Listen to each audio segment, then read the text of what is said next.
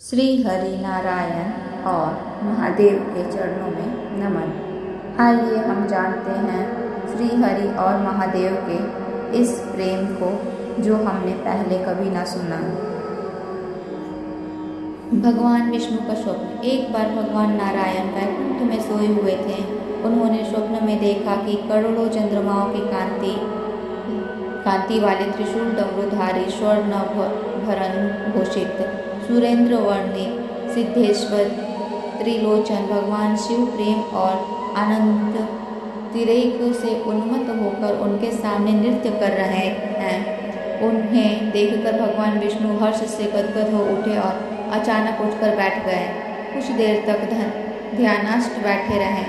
उन्हें इस प्रकार बैठे देखकर श्री लक्ष्मी जी पूछने लगी, भगवान आपके इस प्रकार अचानक नींद से उठकर बैठने का क्या कारण है? भगवान ने कुछ देर तक उनकी इस प्रश्न का कोई उत्तर नहीं दिया और आनंद में निमग्न चुपचाप बैठे रहे।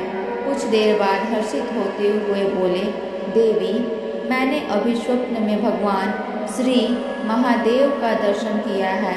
उनकी छवि ऐसी अपूर्व आनंदमय एवं मनोहर थी कि देखते ही बनती थी।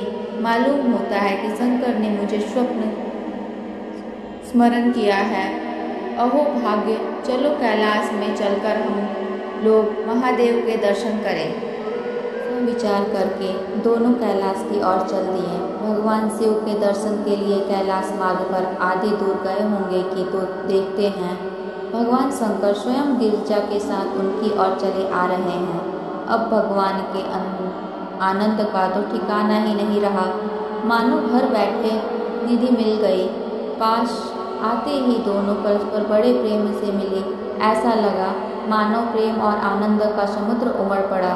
एक दूसरे को देखकर दोनों के नेत्र में आनंद अश्रु बहने लगे और शरीर पुलकायमान हो गया। दोनों ही एक दूसरे से लिपटे हुए कुछ देर मुखवत खड़े रहे। प्रश्नोत्तर होने पर मालूम हुआ कि शंकर जी को भी रात्रि में इसी प्रकार का स्वप्न हुआ कि मानो विष्णु भगवान को वे उसी रूप में देख रहे हैं जिस रूप में अब उनके सामने खड़े थे। दोनों के स्वप्न के वृत्तांत से अवगत होने के बाद दोनों एक दूसरे को अपनी निवास ले जाने का आग्रह करने लगे। नारायण ने कहा कि वैकुंठ चलें और भगवान भोलेनाथ कहते हैं कि कैलाश की ओर प्रस्थान किया जाए। दोनों के आग्रह में इतना अलौकिक प्रेम था कि यह निर्णय करना कठिन हो गया कि कहाँ चला जाए। इतने में ही क्या देखते हैं कि वीणा बजाते हरि गुण गाते नारद जी कहीं से आ निकले। बस फिर क्या था, लगे दोनों उनसे निर्णय करने की कहाँ चला जाए। बेचारे नारद जी तो स्वयं परेशान थे। उस अलौकिक मिलन को देखकर वे तो स्वयं अपनी शुद्ध भूल गए और लगे मस्त होकर दोनों का गुणगान करने। अब निर्णय कौन करेगा? अंत में यह तय हुआ कि भगवती उमा जो कह दें वही ठीक है। भगवती उमा पहले तो कुछ देर चुप रही।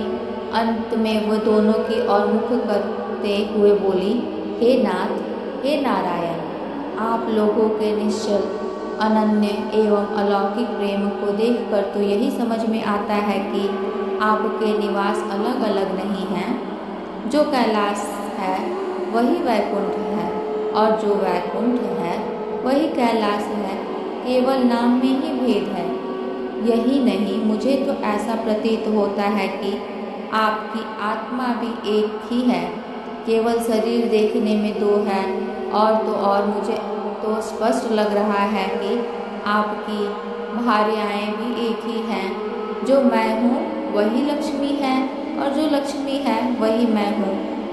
केवल इतना ही नहीं, मेरी तो अब यह दृढ़ धारणा हो गई है कि आप लोगों में से एक के प्रति जो द्वेष करता है वह मानो दूसरे के प्रति ही कर रहा है।